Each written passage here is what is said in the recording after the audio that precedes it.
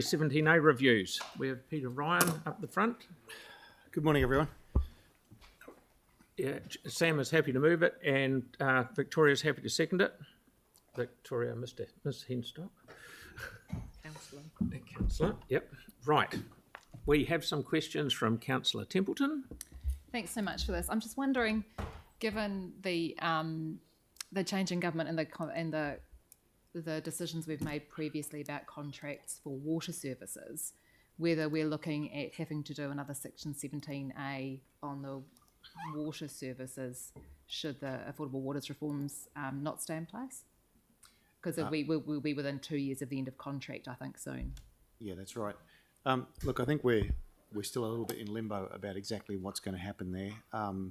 You may or may not have seen correspondence from Taituara, LGNZ and Auditor Generals who met yesterday, Monday afternoon, to say, look, there are representations going forward to clarify what we should do around waters, still in the air. So I don't actually know the answer to your question at this point about what we should do and when around those. Probably within 2 to 3 weeks we might have a bit more of a clear picture. Okay. But I don't know we should commit to anything right now other than to come back to you as soon as we know something definite and say, look, this is what we think the plan should be going forward. Okay. Yeah. So we did do a Section 17A on waters in 2020. Yes. So I'm just wondering if that could be circulated to councillors, because many of the people won't be here, and that way they can have a look and see what we had a look at last time for service delivery. For sure. Because we did look at CEO kind of CCOs and things. Yeah. That's right. Look, happy to recirculate that, and should we go down that path again, the critical conversation would be what would be the scope of a review. That's great, thanks. Councillor Johansson, please. We get the advice back from yesterday's informal.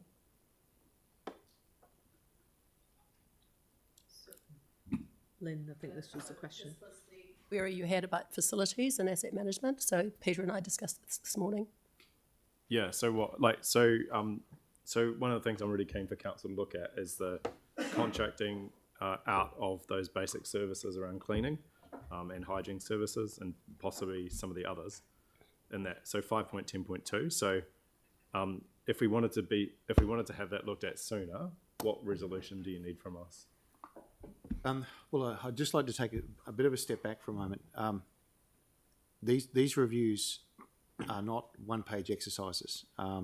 In order to look properly at governance and delivery, if I'm honest, for most of these topics, a consultant would charge several $100,000 to run one of these reviews, like the Three Waters one that we talked about. At the moment, our heads of are trying to deliver, but also in an LTP year. And you as a council have seen the sheer volume of work that they've put into activity plans, asset plans, and you're about to see work on potential savings. Okay. So we've been very conscious, and ELT has been very conscious of not overburdening the organisation during an LTP year. Right. That said, there might be a way to help with what you're trying to get at without necessarily doing a review. So is that an offline discussion we could have about how to achieve your objectives without perhaps, because we are looking at 1, 2, 3, 4, 5 between now and June. Yeah. We're just conscious of managing the organisation's resources, that's all. I guess I was kind of going to ask, because the parks one would seem an obvious one too. We've bought that contract back in-house. So why would we do a Section 17A review when we've already made this sort of significant financial decision about how we're going to do it?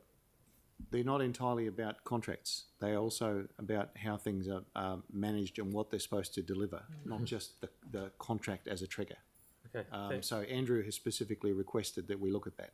Okay. So then, in terms of the facilities and asset planning, could we get a sense of when those contracts are coming back to council for renewal, and what work we'd need to do ahead of that to consider bringing it in-house? For sure. Okay, maybe we could just get a note. Yeah. And just one other question of clarification. On the transport, it says safety, access and environment. Does that include the consultants that we've employed to deliver the cycleways? Like, are we ever going to look at the value that we're getting for hiring external consultants to deliver the cycleway program versus just doing it ourselves? Okay, I'll break that down. The safety, access, and environment are three the three pillars of the transport activity. The scope of the review, and there wasn't really space to go into it here. The terms of reference of any of these reviews are a discussion between councillors and the head of, and ELT is the third party there. So whether how the consultants are used is part of it is not known at the moment. That terms of reference and scope will have to be agreed. Okay, thank you, Councillor Hanson. Question from me, Peter. We have to do these 17A reviews. They're a matter of course, aren't they? We do. They're part of the Local Government Act, but I would say, to put that in context, that I don't know a single council in New Zealand who hasn't struggled a bit with them, because as a thing to do on top of BAU, to do them well is as I said, it's not a one-page flimsy exercise. If you want to do them properly, like Three Waters or Transport, it is actually a major body of work. And that's why the terms of reference and your agreement to that scope is important. But yes, they are. Pick one. We've got 4 or 5 of them in front of us. How often, say Three Waters or say Parks, how often do you have to do one? The triggers vary, but they can be major contracts. If you change levels of service, significant levels of service, that is a trigger. But by and large, the idea is that you've had a look at your activities every 6 years. Okay, thank you. And one last question from me. When we go down these, and they're quietly going through them, and so can we please highlight procurement assessment when we're doing them, please, to see if we can streamline a bit of what's going on there? So when you say procurement assessment, what? Well, just put a lens on the procurement side of it with the Section 17A review for each one of those. Okay. If we're going out for tendering and stuff like that. We do work, I mean, this list is partly as a result of working with the procurement team. So, okay, yeah. But the answer is yes. Okay, thank you. So we have a mover and a seconder, so we've got no more questions. Is there any debate? Nope. So I'll put this motion. All those in favour? As against? Thank you. Carried. Thank you. Right, now up to item